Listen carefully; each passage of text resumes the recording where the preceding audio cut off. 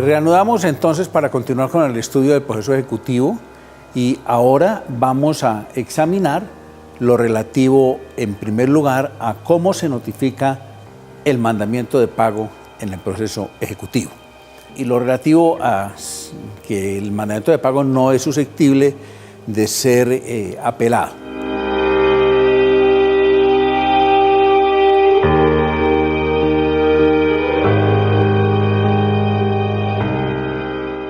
Lo primero, proferido el mandamiento de pago, entonces esta es una providencia que equivale al auto admisorio de la demanda y debe notificarse de la misma manera que se notifican todos los autos admisorios de demanda. Ahora bien, el mandamiento de pago es susceptible del recurso de reposición, como lo vamos a ver adelante, pero el mandamiento de pago no es susceptible de ser apelado. Solamente el recurso de reposición. Lo que puede ser apelable es la providencia que rechace librar mandamiento de pago. En ese evento, por tratarse de auto que rechaza la demanda, es susceptible de ser revisado en apelación. Ahora bien, ¿cuáles son las conductas que el demandado en un proceso ejecutivo puede esgrimir? Y lo debe hacer dentro del término de los 10 días siguientes al momento en el que fue notificado. En primer lugar, guardar silencio. Es decir, el demandado ni formula excepciones previas ni formula excepciones de mérito, no ejerce ninguna conducta, en cuyo caso el camino es que se dicte auto con base en el cual se ordena seguir adelante la ejecución, que se embarguen y secuestren bienes y que se lleven a su remate. Este auto tiene la peculiaridad de que no puede ser susceptible de ningún recurso. Ahora bien, la segunda conducta, el demandado puede interponer recurso de reposición contra el auto que libró mandamiento de pago para hacer valer o bien aspectos relacionados con la existencia del título ejecutivo, hacer valer sus reparos al título ejecutivo porque no se reúnen los requisitos del título, o bien puede aprovechar este escenario para formular una excepción previa. La excepción previa en el proceso ejecutivo sí es viable formularla, se formula mediante la interposición de recurso de reposición contra el auto ejecutivo y lo otro que puede hacer el demandado dentro del término de la ejecutoria es hacer valer el beneficio de excusión. ¿Cuál es el trámite? Interpuesto el recurso de reposición, se fija en lista el negocio por un día y se corre traslado por 3 días al demandante para que el demandante tenga la oportunidad de responder ese recurso de reposición. ¿Qué puede ocurrir con el recurso de reposición? Una vez surtido estos traslados, el negocio entra al despacho para que el juez se pronuncie. ¿Cuál puede ser la decisión frente a ese recurso de reposición? La decisión del juez frente a ese recurso de reposición puede ser confirma, en cuyo caso notificado este auto a partir de la fecha del día siguiente en que se notifique por estado la providencia que rechazó el recurso de reposición, se piensa a computar de nuevo el término para formular las excepciones. O puede suceder que el juez revoque la providencia y habrá que ver si revoca para inadmitir la demanda o para rechazarla, según lo que ocurra. Si inadmite, se corren 5 días para efectos de que el demandante subsane la demanda y una vez subsanada se vuelve a librar el mandamiento de pago y de allí en adelante continúa el proceso. Si se rechaza, si se revoca la providencia para rechazar, pues el demandante tendrá la posibilidad de interponer recurso de apelación contra esa providencia. Un aspecto importante es el siguiente. Cuando se revoca la providencia que había librado mandamiento de pago como consecuencia del recurso de reposición, la parte demandante puede, repito, apelar de esa providencia. Pero en firme esa providencia que rechazó, sea porque no se interpuso recurso de apelación, entonces en ese evento el demandante tiene la potestad dentro de los 5 días siguientes pedir al juez que le permita que este proceso se convierta en un proceso verbal para los fines de controvertir la existencia del título, de la acreencia. En ese evento, ese demandante, dentro de los 5 días siguientes, le puede pedir al juez que ya que no le libraron mandamiento de pago o que se lo revocaron, entonces él va a optar porque el trámite se continúe mediante un proceso verbal.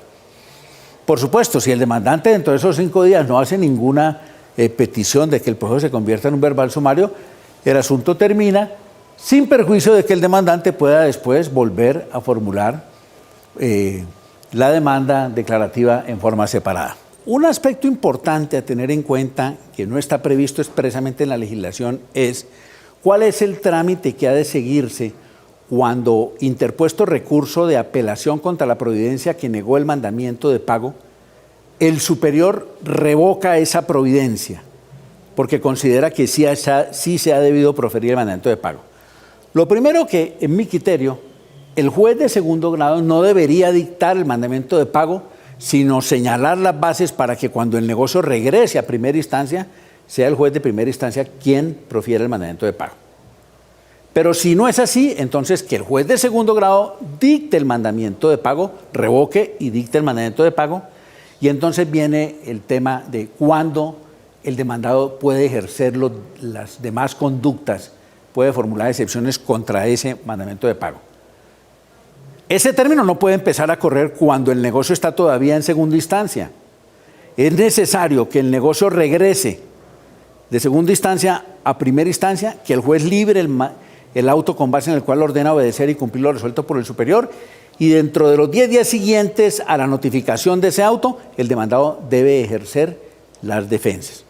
No puede formularse las excepciones o las demás conductas ante el juez de segunda instancia por la sencilla razón de que el juez de segunda instancia, cuando ha resuelto la apelación contra la providencia que denegó el mandamiento de pago y procede a revocar y a librar el mandamiento de pago, con eso agota su competencia. Entonces, mal harían en formularse excepciones ante el juez de segunda instancia porque él ya no tiene ningún trámite que adelantar ante sí mismo. La otra conducta es el cumplimiento de la obligación. Esta es muy sencilla. El demandado en este evento cumple la obligación dentro del término que le ordenó el mandamiento de pago según el tipo de prestación que se esté ejecutando. En cuarto lugar, el demandado formula excepciones de mérito. Estas excepciones de mérito no pueden estar dirigidas a que repetir la discusión sobre los requisitos de forma del título ejecutivo, a menos, por supuesto, que se trate de una apelación en un asunto que hubiera estado ya sujeto al Código de Procedimiento Civil, porque en ese código sí era posible formular como excepción de mérito los aspectos de forma del título ejecutivo, ya hoy no. Entonces, se formulan las excepciones de mérito planteando aspectos de fondo. Repito, no se puede repetir la controversia frente a los requisitos de forma del título ejecutivo. Formuladas las excepciones de mérito, se corre traslado por 10 días al demandante para que él se pronuncie y pida pruebas. Una vez que el demandante se ha pronunciado, entonces el juez convoca a las mismas audiencias que convocaría en un proceso declarativo, porque esto se va a resolver es mediante audiencias. Entonces, tiene lugar la audiencia respectiva del proceso declarativo. Por eso algunos dicen que en el proceso ejecutivo, cuando el demandado formula excepciones de mérito, el proceso toma una forma de proceso declarativo, porque el juez tiene que conocer unos hechos, unas pruebas, para adoptar una declaración, sin que el proceso pierda su condición de proceso ejecutivo. Entonces, en esas audiencias se practican las pruebas. Una vez practicadas las pruebas, el juez en esa misma audiencia corre traslado para alegar de conclusión hasta por 20 minutos a cada parte, y luego de eso debe dictar la sentencia inmediatamente o suspender para dictar la sentencia dentro de 2 horas, o si definitivamente no puede dictar la sentencia inmediatamente, entonces anuncia el sentido del fallo y tendría que proferirlo por escrito dentro de los 10 días siguientes. ¿Cómo puede ser esa sentencia? Aquí el juez va a hacer una declaración. ¿Cuál es la declaración?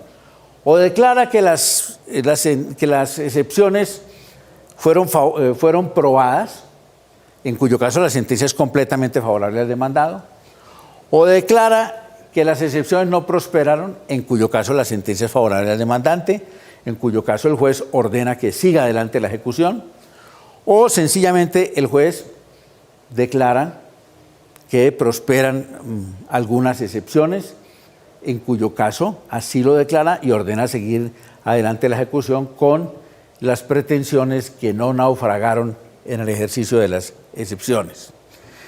Aquí ya dije la semejanza del proceso ejecutivo con el declarativo cuando se formulan excepciones, porque el juez termina haciendo lo mismo en el proceso ejecutivo que hace en un proceso declarativo.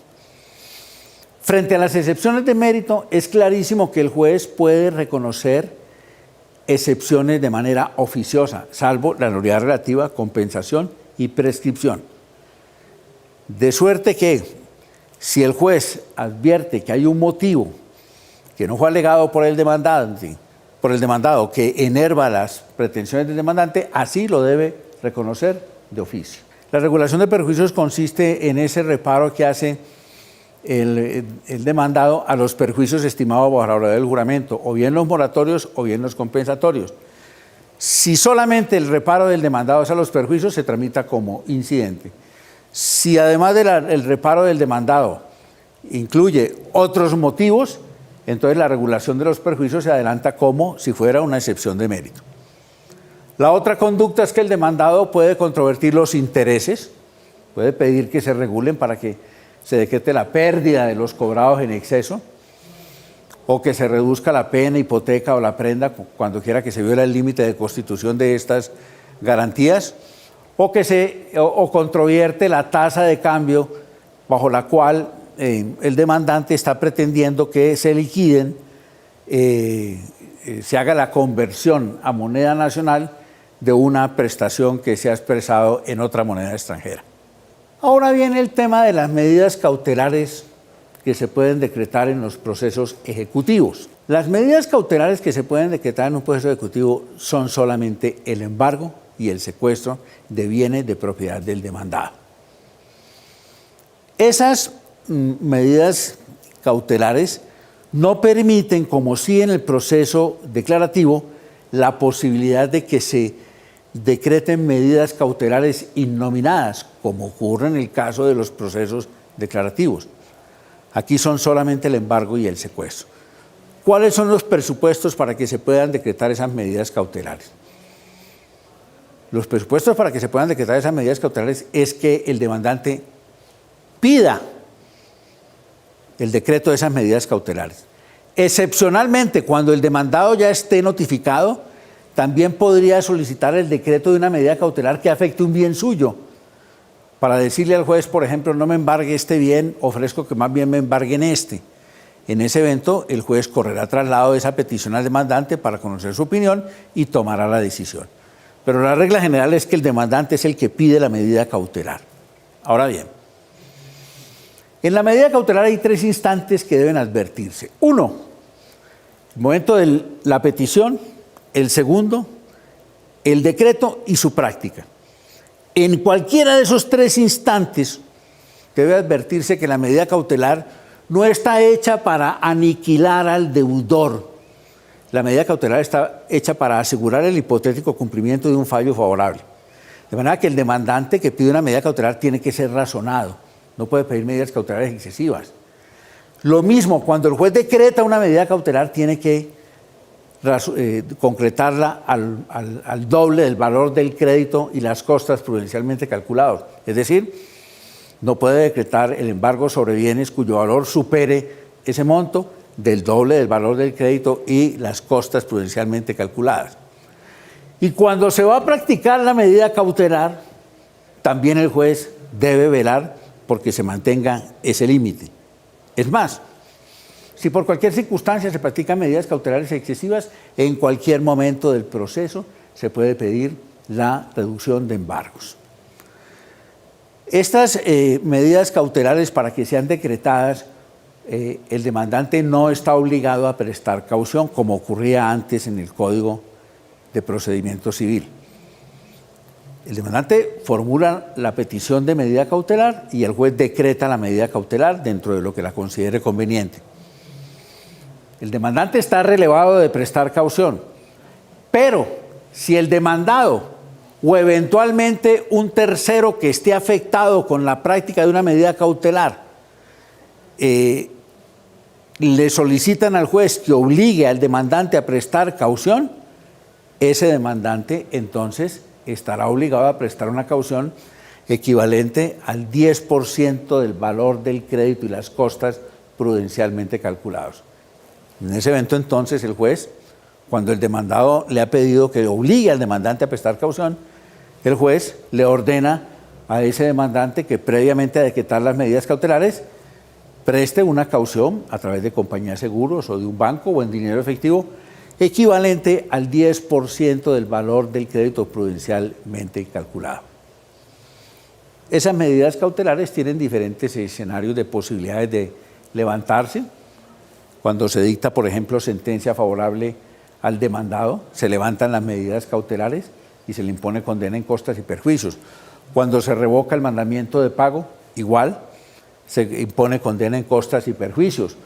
O, por ejemplo, cuando el demandado presta una caución para que se impida el embargo y secuestro de bienes, igualmente. O cuando, por ejemplo, las partes llegan a una conciliación, a una transacción, se levantan las medidas cautelares. O definitivamente cuando el demandante presenta una solicitud de desistimiento. Eventualmente también existe el levantamiento de la medida cautelar cuando se tramita el incidente de levantamiento del secuestro, que se da cuando quiera que se ha practicado el secuestro de un bien en ausencia de la persona llamada a formular la oposición, o cuando la persona sí estuvo en la diligencia pero no estuvo representada por abogado. En ese evento esa persona dentro de los 20 días siguientes puede formular un incidente de levantamiento del secuestro. Y ese incidente, si prospera, pues conduce al levantamiento de la medida cautelar.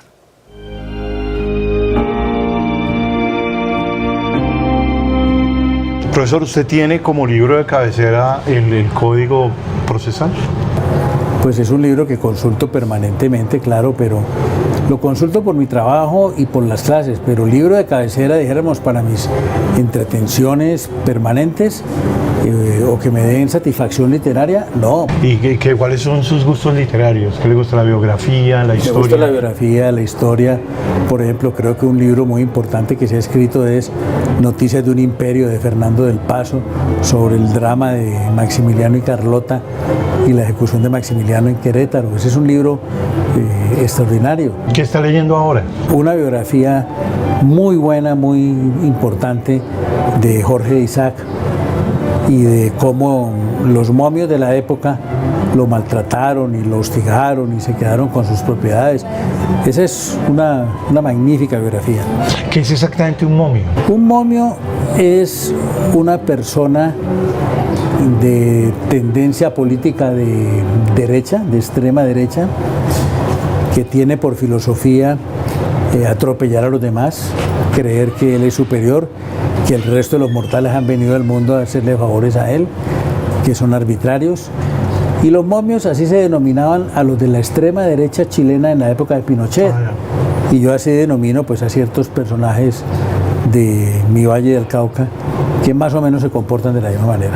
Sí, es que viven todavía como en un régimen feudal decimonónico. Sí, más o menos.